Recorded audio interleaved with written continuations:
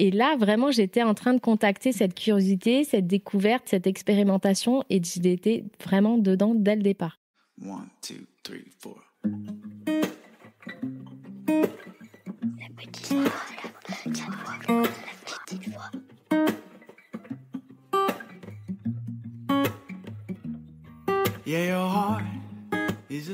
Est-ce que vous avez déjà écouté votre petite voix ? Cette intuition qui souffle ce qu'on n'ose pas toujours entendre. Celle qui pourrait, peut-être, tout changer.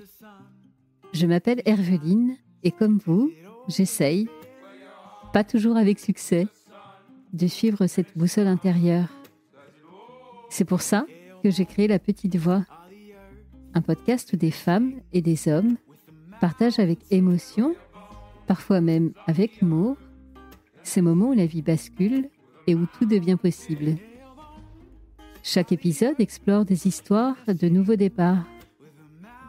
Une séparation libératrice, une reconversion audacieuse, un burn-out surmonté ou une maladie qui révèle une force insoupçonnée.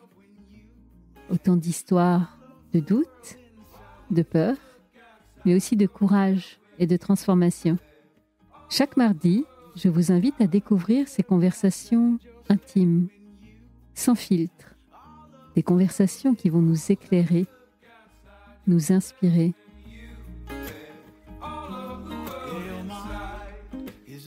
Alors, prêt à écouter La Petite Voix pour entendre la vôtre ? La Petite Voix, le podcast, c'est parti !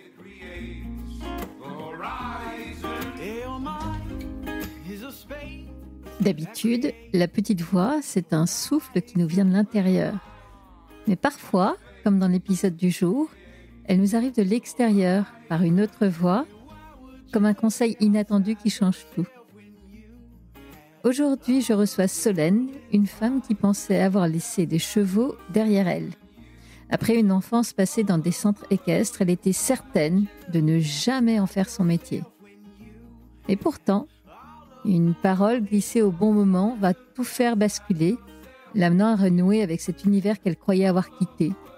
Mais cette fois-ci, d'une manière totalement différente, d'une manière qui lui ressemble. Bienvenue dans un épisode doux, surprenant et inspirant. Aujourd'hui, avec Solène, nous allons parler d'un concours où elle a failli tout abandonner, d'une chute à cheval qui a stoppé net son élan, et de ce conseil lancé par hasard, mais qui allait lui ouvrir une nouvelle voie.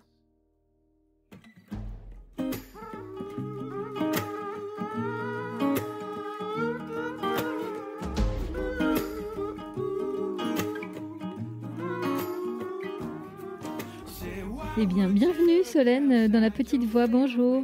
Bonjour Herveline, merci beaucoup de m'accueillir. Mais c'est toi qui m'accueilles, merci de m'accueillir chez toi. Ça va être un exercice assez amusant. Peut-être que pour certains, il y aura un peu de nostalgie parce que tu es thérapeute. Et donc, en fait, en faisant cet entretien avec toi aujourd'hui, j'ai l'impression de renouer avec ce qu'était la petite voix pendant ces 6 premières années où j'interviewais des thérapeutes. Eh bien, on y revient aujourd'hui et on va parler de ton parcours de vie et comment tu as écouté ta petite voix pour devenir kinésiologue avec quelques outils un peu spéciaux.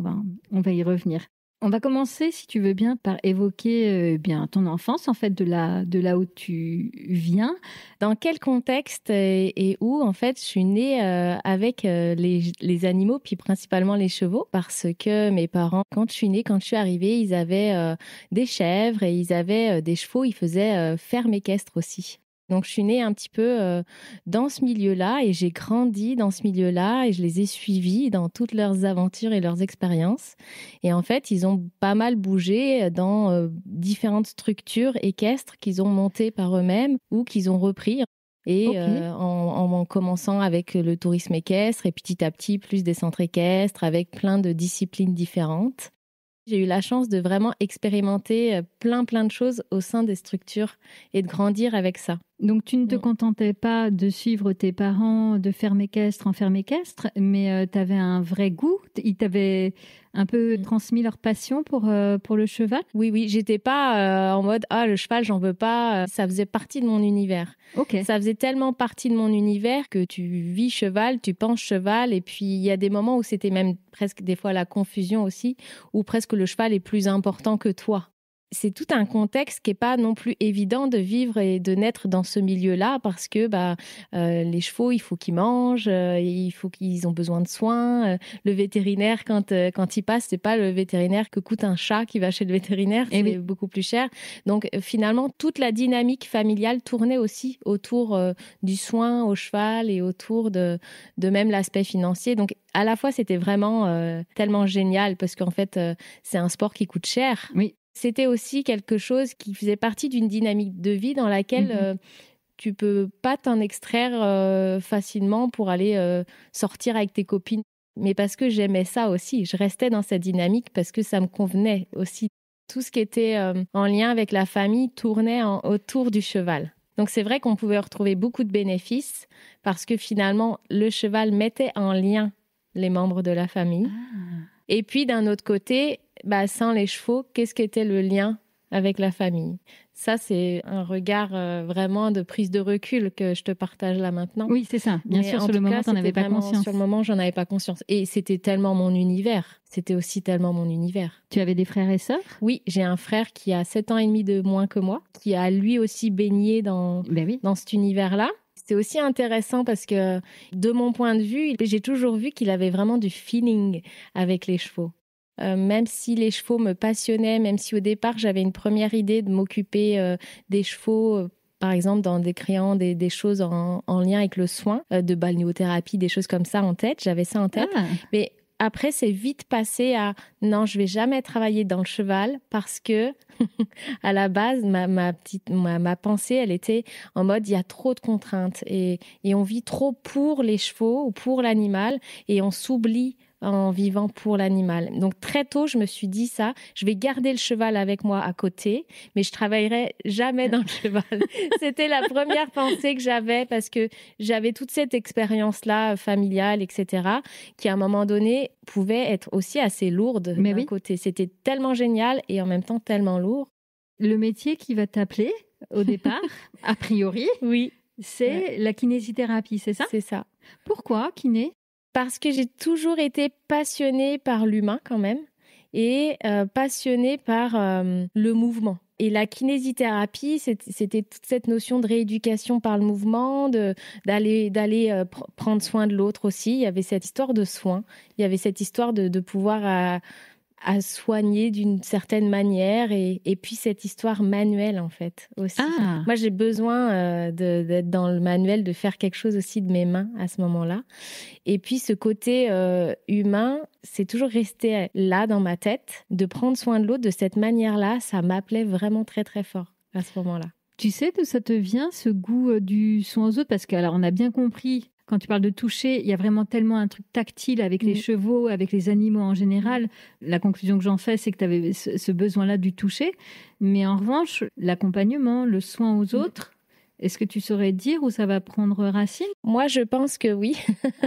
Ça prend racine à certains moments parce qu'il y a eu une période de l'enfance où je me suis vraiment positionnée comme sauveur. Je pense que c'était un peu la continuité de ça, de prendre soin et presque même à un moment donné d'aller essayer de sauver l'autre de ce qui l'embête, ce qui le freine. J'ai toujours eu ce côté, quand je voyais des gens qui n'étaient pas bien, d'aller « Ok, comment ça va? Qu'est-ce qui pourrait aller mieux pour toi? C'est quoi qui te fait vibrer? C'est quoi qui t'anime ?» Et je l'ai encore beaucoup aujourd'hui, mais je le prends d'une manière différente. Mais déjà, quand j'étais enfant, même ado, j'étais beaucoup avec, quand mes parents accueillaient des jeunes en réinsertion au centre équestre, etc. Ça passait super bien souvent. J'étais un peu en référente, en mode, je ne sais pas ce que j'amenais vraiment, ou de la douceur, ou dans lequel où les jeunes, ils étaient bien avec moi, puis ils se posaient, et puis je venais, puis dans les discussions, je venais les accompagner aussi, ou les aider. Et moi, je m'y retrouvais parce que ça me faisait confronter un petit peu un côté des fois rebelle dans lequel où moi j'osais pas être à l'époque, où j'étais vraiment ce qu'il fallait que je sois, entre guillemets, parce que j'ai l'impression qu'on attend que je sois. Et donc eux, ils arrivent avec leur côté un peu rebelle, etc.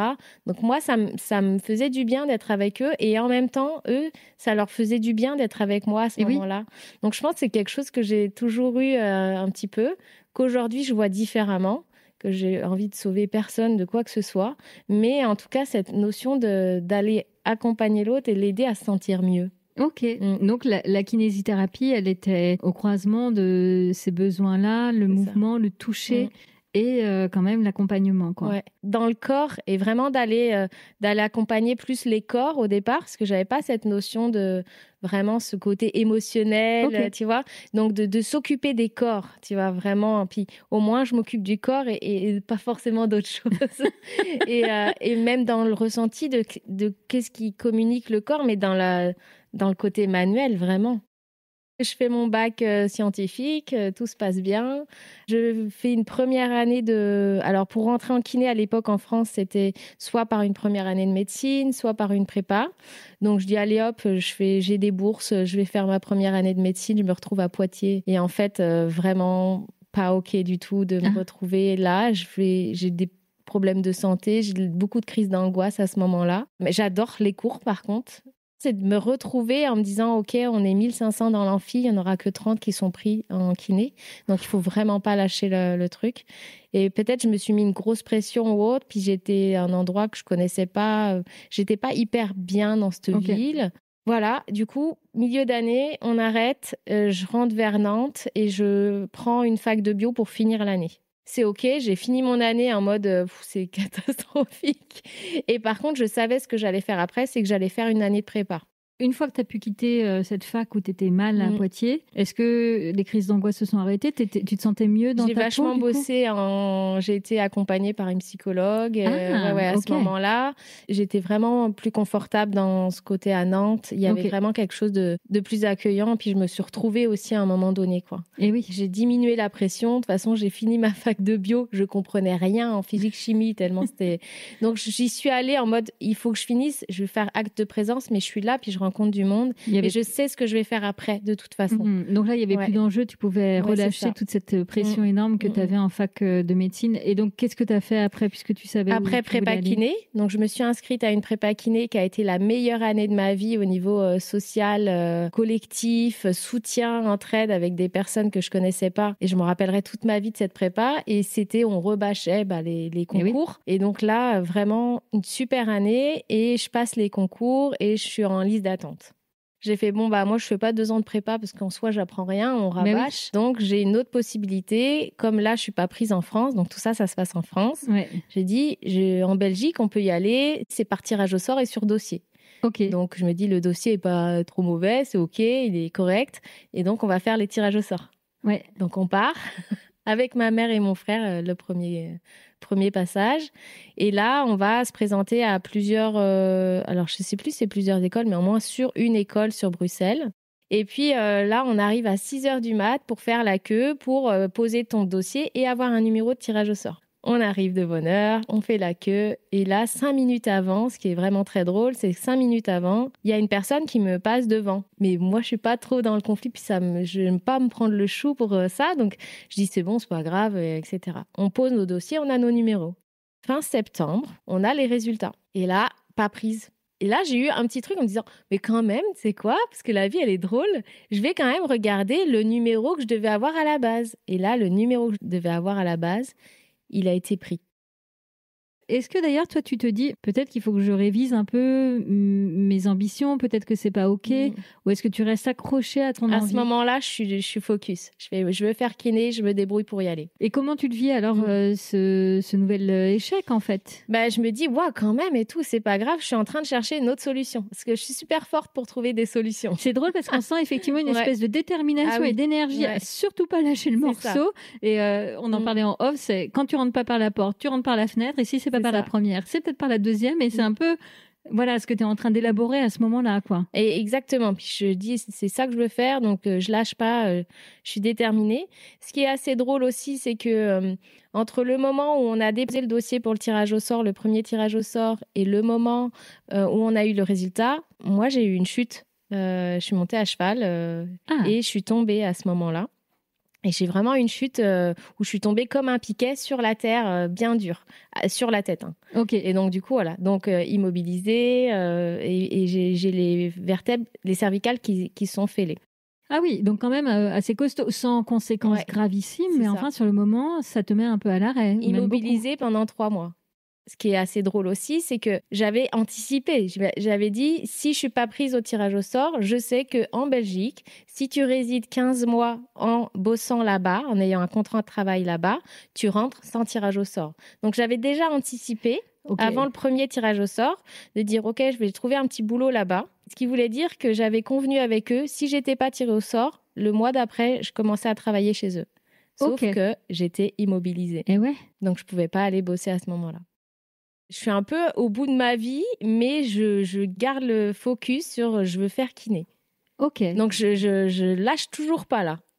Et alors, je vais faire de la psychologie de comptoir.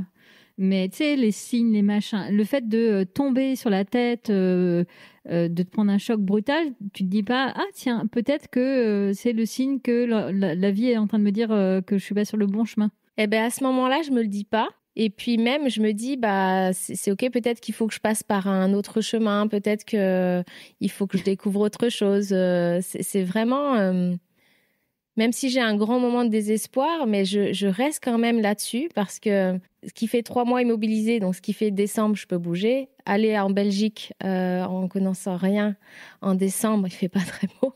Je me dis, je vais pas me lancer tout de suite. Je vais faire une saison à la montagne en tant que serveuse. Puis au mois de mars, avril, mai, je pars en Belgique et là, ça sera plus simple. Ça me relaisse du temps pour trouver du travail. Je continue à rester en France, je découvre la montagne, donc magique. En fait, sans cette chute, j'aurais jamais découvert la montagne, qui aujourd'hui vraiment est un espace ressource. Donc, c'est assez intéressant. Mais j'ai rencontré le père de mon enfant aussi à ce moment-là. Okay. Donc voilà. Et puis après, fini la saison, je pars en Belgique. Donc j'arrive, j'ai trouvé un poste dans un restaurant en tant que serveuse à la base. Et puis je commence. Je trouve un moyen pour y aller à pied. Bon, bref, c'était assez rigolo. Et là, en fait, la personne me dit, bon, c'est cool, on fait ça.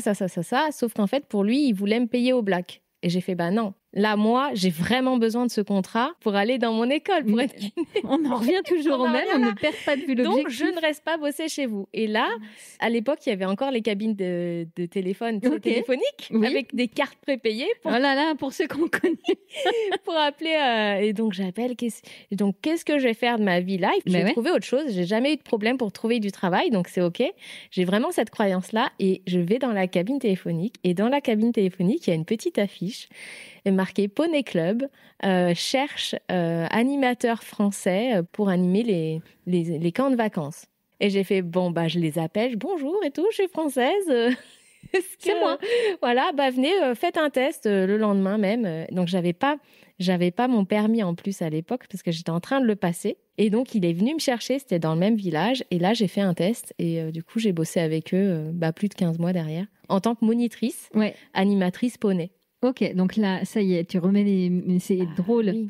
Non, je n'irai pas travailler avec les chevaux. Et hop, là, la vie s'arrange pour que tu y retournes. C'est ça. Alors, la première chose déjà que je me suis dit, parce que je me suis fait la remarque en disant non, mais moi, je travaillerai jamais dans le cheval. Et là, regarde ce que tu es en train de faire, Solène. Et à chaque fois, je me disais, oui, mais c'est pas permanent, c'est temporaire. Oui, mais c'est. Okay. Et t'adores ça. J'ai adoré m'occuper des petits loups, les faire jouer, etc.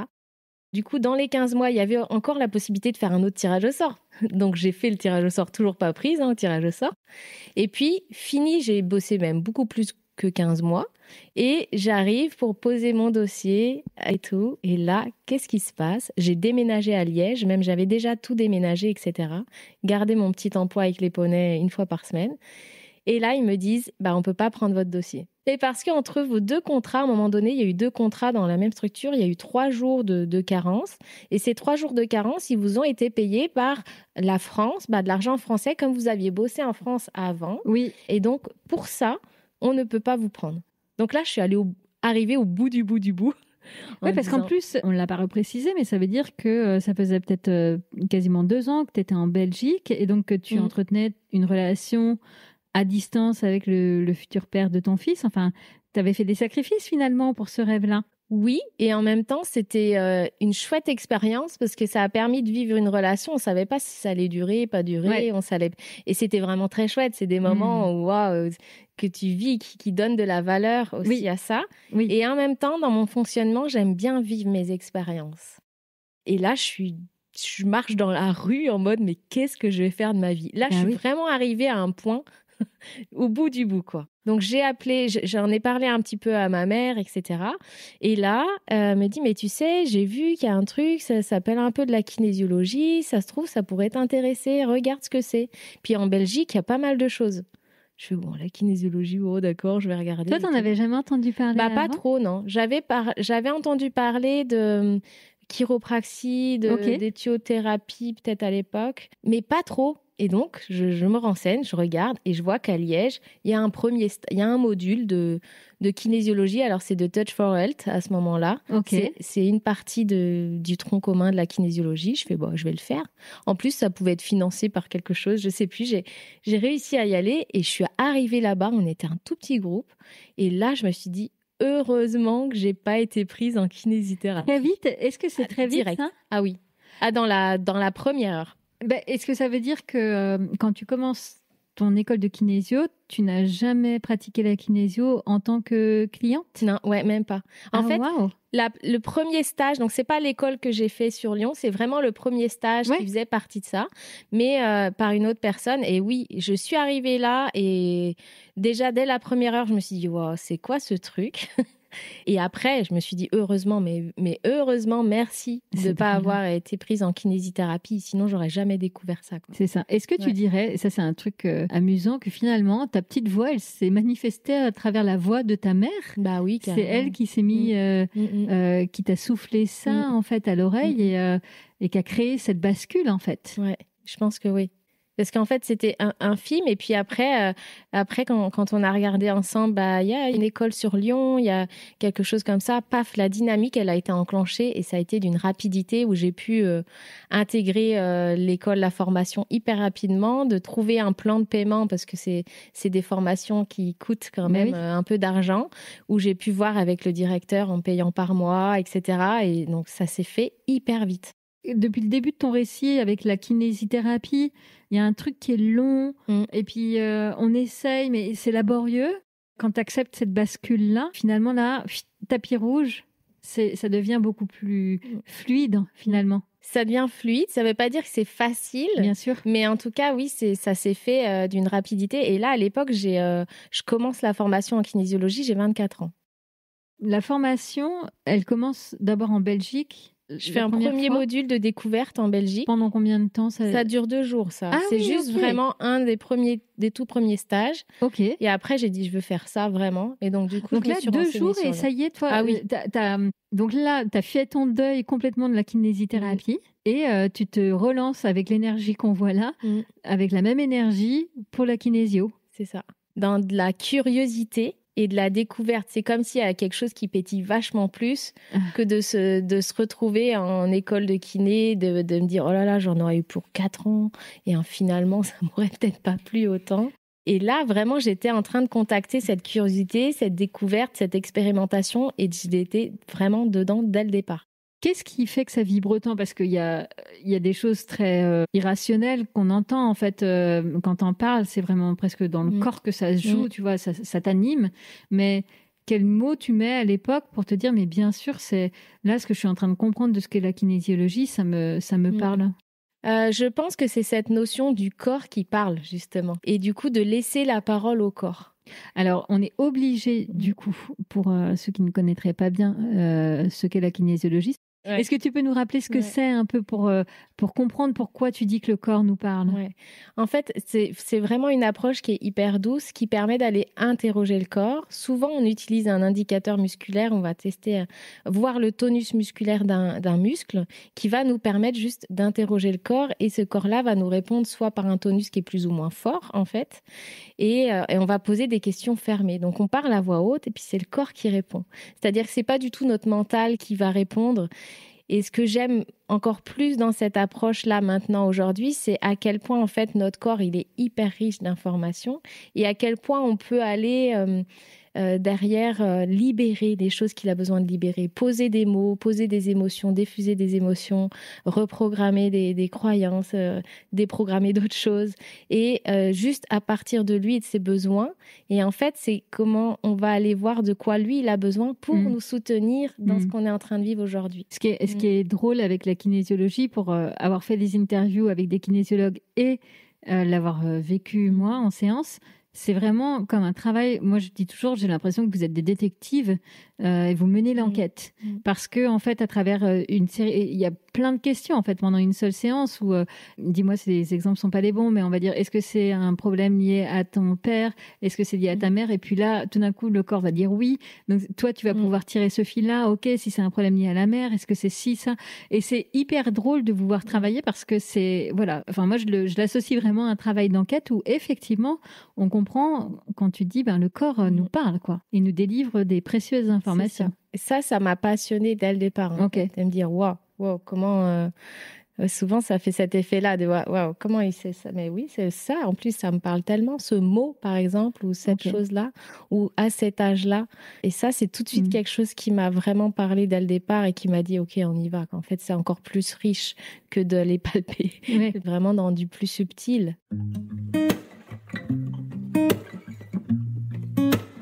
Est-ce que c'est à ce moment-là, quand tu as cette révélation en fait pour la kinésio, c'est là où tu dis OK, j'ai plus rien à faire en Belgique, ça y est, la kiné c'est mort et puis de toute façon, enfin voilà. Et c'est là où tu viens t'installer dans la Drôme pour te rapprocher de ton conjoint? À ce moment-là, oui, parce que du coup c'était le moment de dire OK, on décide de continuer l'aventure ensemble.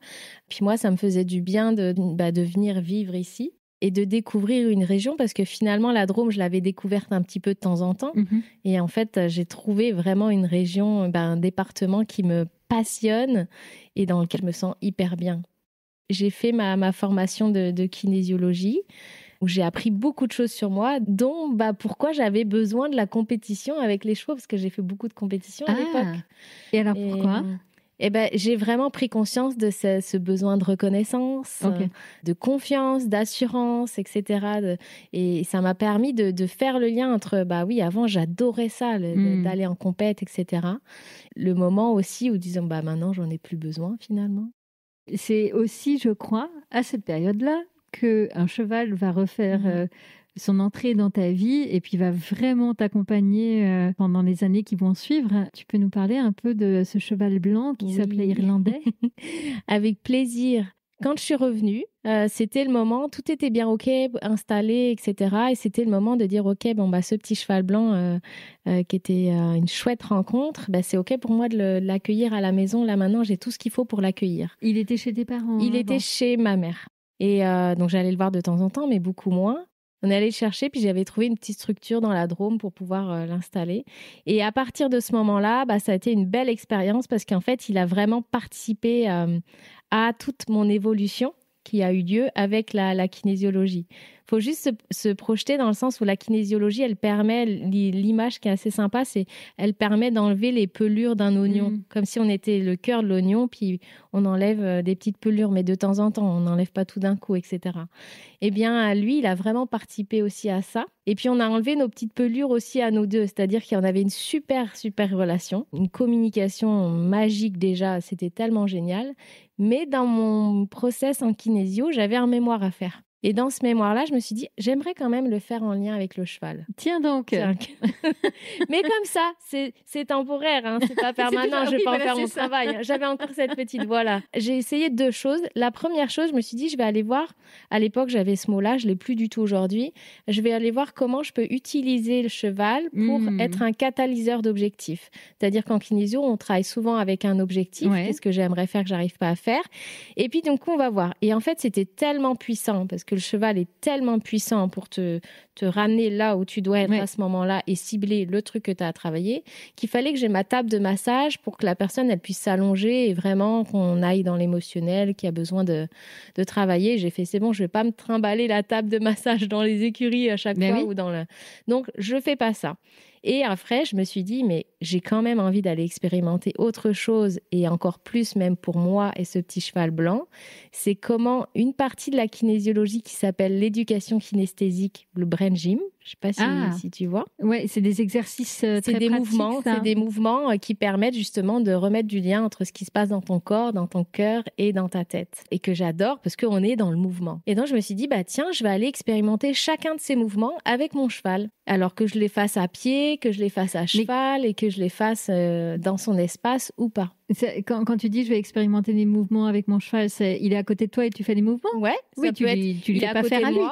Alors, justement, il y a des mouvements que lui, il va demander, donc on va faire sur lui. Et donc, je me dis, c'était une expérimentation. Et cette expérimentation, elle est arrivée aussi au moment où je me rends compte que j'ai plus besoin de compétition, que j'ai plus besoin de tout ça et que j'ai envie d'enlever le maximum de contraintes possibles. Donc, c'est-à-dire le contact trop fort des jambes, le contact des rênes qui peut peut-être être un peu fort. Bon, bref, du coup, j'enlève tout d'un coup, comme je suis super intelligente. Donc, en fait, ça te fait complètement changer ton rapport à l'équitation. C'est ça. OK. Mais sauf que j'enlève tout d'un coup, je fais pas ça progressivement. Donc, on n'a plus aucun repère, ni lui, ni moi. Oui. C'est la catastrophe. Lui, il se pose des questions de qu'est-ce qui se passe? Moi, je suis en mode, c'est quoi cet équilibre-là que je n'ai plus? Et donc, j'ai expérimenté ces mouvements de brain gym dans ce moment-là, en fait. Okay. Ce qui est vraiment intéressant avec le brain gym, c'est on insiste sur l'observation, en fait. Et d'observer avant le mouvement, après le mouvement. Et ça, c'est hyper intéressant parce que du coup, je me suis dit, je vais observer. J'observe avant comment c'est pour moi, mais comment c'est pour lui aussi. Et après, comment c'est pour moi et comment c'est pour lui, qu'on soit à pied ou à cheval et tout. Et là, j'ai vu des choses de dingue. J'ai senti des changements dans ma posture. J'ai senti plein de choses qui ont bougé dans notre relation, mais dans une autre dimension, parce que la relation était déjà bonne, en fait. Ça a créé une ouverture. Waouh, c'était en mode, c'est quoi ce truc ? Vraiment. Okay. Alors, attends, moi j'ai besoin de revenir là-dessus. J'ai tiqué tout à l'heure quand tu en parlais. Tu disais, moi avec Irlandais, on avait déjà une super relation. Mais ça veut dire que, comme avec des êtres humains, avec des animaux, des chevaux ici en l'occurrence, il y en a certains avec lesquels ça va fitter et puis d'autres un peu moins. Oui, parce que tu as cette notion de communication qui n'est pas verbale, qui se fait plus avec le cœur, et donc où tu vas vraiment te brancher au réseau, si on le met en l'image, on le branche au réseau, et là, tu as les informations qui passent, on n'a pas besoin de se parler, c'est des ressentis, c'est des sensations, et c'est hyper fluide. Et ce qu'on pourrait appeler peut-être l'intuition, et on pourrait dire que ça peut être de la communication animale ou de la connexion animale. Oui, quasiment, ouais. C'est ça. Du coup, toi, dès le début de tes études de kinésio, finalement, le cheval est complètement partie prenante. D'ailleurs, tu le dis, il t'a fait grandir et évoluer dans ce chemin-là. Et donc, évidemment, on l'a compris presque depuis le début de l'épisode, que les chevaux et ce cheval irlandais en particulier ne sera pas juste ton collègue le temps d'une thèse que tu as à rendre à la fin de tes études. Non, parce qu'il a eu sa place même avant toute cette expérience-là. Parce que lui, il était déjà là depuis 6 ans à peu près, avant. Et il a été aussi d'un soutien infaillible parce que j'étais dans l'adolescence, donc il y avait tout un questionnement. Donc il y avait déjà cette communication avec lui aussi avant. Il a été vraiment très présent dans la kinésiologie, ce mémoire, l'installation de cette nouvelle pratique. Et puis derrière, en fait, il a été le précurseur carrément d'une mise en place d'une partie de mon travail finalement. que je m'étais dit jamais je travaillerai avec les chevaux. Bah voilà. Et en fait, on y vient. Et là, je me suis dit, OK, mais en fait, ce qui se passe, c'est que j'accompagne les gens au cabinet, mais je vais accompagner les couples chevaux cavaliers, chevaux humains, pour pouvoir vraiment les guider dans une meilleure compréhension, un meilleur équilibre, etc. Mais la différence de ce que je pensais, c'est que je vais choisir avec qui je vais travailler. C'est-à-dire? Et là, ça a fait toute la différence. C'est-à-dire que pour moi, avant, travailler dans les chevaux, c'était une contrainte parce que c'était quelque chose où tu choisissais pas forcément. Et là, c'est moi qui décidais si les personnes avec qui j'allais travailler étaient dans mes valeurs ou pas, par exemple. Donc, il t'est arrivé de refuser des clients? Oui. Ok. Il m'est même arrivé d'arriver sur une structure et de faire demi-tour et de dire je vais pas pouvoir travailler avec vous. Parce que tu le sentais pas? Parce que c'était pas OK la manière dont il gérait les chevaux, dont ok. il s'occupait, dont il les traitait. Et moi, je ne voulais pas cautionner ça. Et c'était pas OK Et donc, oui, ça m'est arrivé 2-3 fois. À quel moment tu as accepté, une bonne fois pour toutes, qu'en fait, c'était OK, les chevaux allaient aussi faire partie de ta vie pro, différemment de ce que tu avais vu dans le modèle de tes parents, mais quand même? Bien, je pense que ça a pris quand même un peu de temps. Je pense que 2 ans après que je me sois vraiment installée, que j'accompagne les personnes avec leurs chevaux, et là où ça a été pleinement vraiment accueilli pour moi, c'est quand j'ai créé les immersions Brain Gym et Cheval, où là vraiment je me sentais à ma place pour transmettre ça. Ok. Et c'est pareil, en fait, je choisissais, et je choisis toujours encore, les structures avec lesquelles je veux bosser. D'accord. J'ai besoin d'entendre les voix aussi. Je ne peux pas dire, OK, on valide un rendez-vous. J'ai besoin d'entendre la voix pour voir si ça match ou pas. C'est marrant. Hein. Et puis après, d'aller visiter les structures. Avant, je portais pas beaucoup attention à ça. Et du coup, je me suis fait, entre guillemets, avoir par moi-même, en ce sens où, mais là, c'est pas du tout OK pour toi, là, en fait, d'être là. Et c'était dur parce que je pouvais pas dire non dans certains moments où c'était le lieu est OK, mais en fait l'énergie ne me parle pas et il y avait pas de malveillance quoi que ce soit, mais il y avait un truc qui était pas aligné avec moi. Et donc maintenant c'est vraiment je travaillais avec peu de structure, mais vraiment c'est pleinement OK d'être aligné avec ça, de choisir. Et donc là c'est pleinement OK d'accueillir le fait de dire OK, les chevaux font partie. Ils font toujours partie, mais c'est d'une manière vraiment différente qui me convient beaucoup plus aujourd'hui. Oui, en fait, j'ai l'impression que ton parcours et ton histoire de petite voix, ça a été de réconcilier quelque chose, d'être à la fois capable d'aimer les chevaux, d'aimer travailler avec eux, mais en même temps de les remettre à une plus juste place, peut-être. Je dirais que c'est pleinement ça, et en même temps, c'est surtout ne pas oublier sa propre place. Et oui. C'est de les remettre à leur place, mais en fait, eux, ils sont tout le temps là. Ils sont tout le temps à leur place. Oui, en fait, eux, ils se posent pas toutes les questions. C'est juste, ils se posent pas la question. Puis s'ils ont pas envie de te voir, ils viennent pas te voir, en fait. C'est ça. Mais c'est juste toi de vraiment ne pas t'oublier, en fait, pour les chevaux ou pour n'importe qui d'autre, et de rester. C'est ça qu'ils nous demandent. C'est juste ça qu'ils nous demandent, de revenir à nous et d'être dans notre présence, pleinement dans notre présence à chaque instant. Il y a ce côté aussi de respecter l'espace de l'autre. En tout cas, j'ai toujours fait attention avec les chevaux aussi, qu'on fasse attention à leur espace et qu'on respecte autant leur espace que nous, on leur demande de respecter notre espace. Et c'est hyper intéressant de voir dans les immersions à quel point des fois les gens, ils foncent vers le cheval ou etc.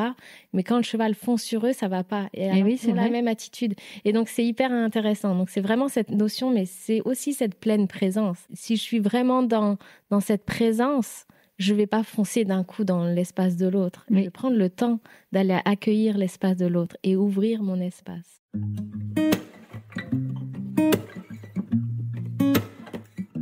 Donc, qu'est-ce que tu dirais que toi, tu as retenu de tout ce parcours et de cette histoire de petite voix? Il y a plusieurs choses. J'ai quand même envie de retenir que je suis capable d'aller au bout des choses, par exemple. Ah bah oui, c'est le moins qu'on puisse dire.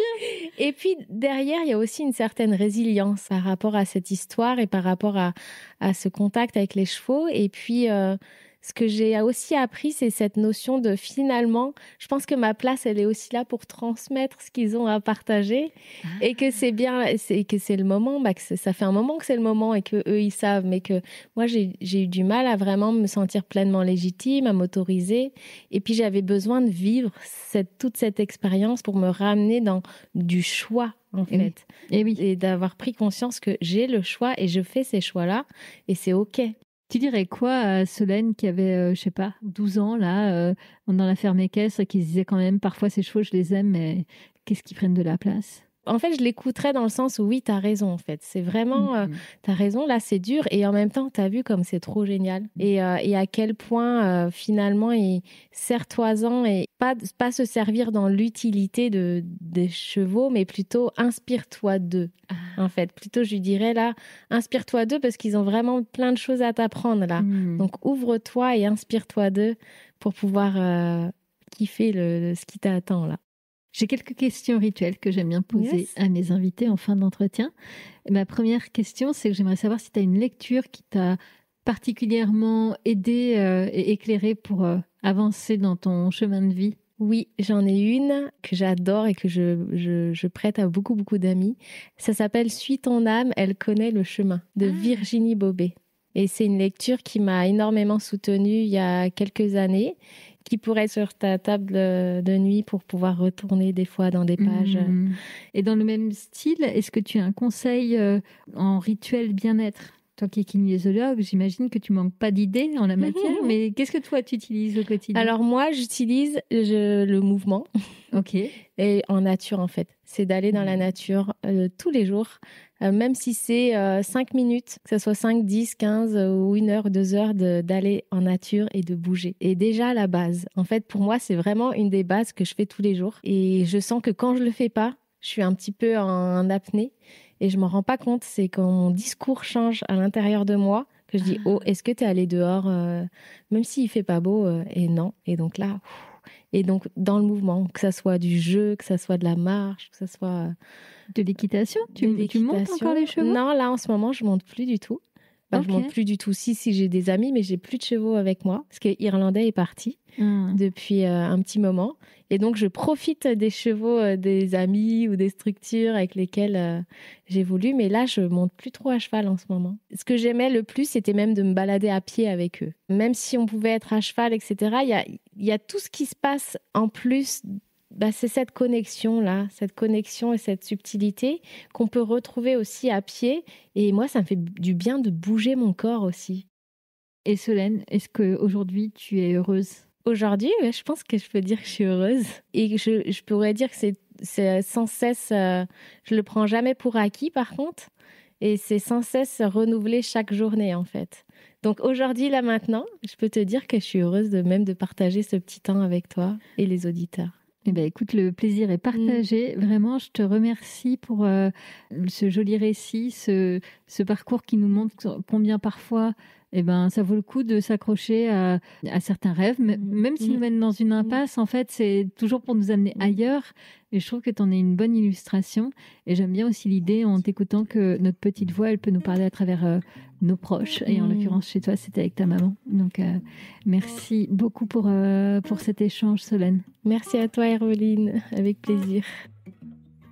Yeah, your heart is a sun and it shines as it opens. Where your heart is a sun and it shines.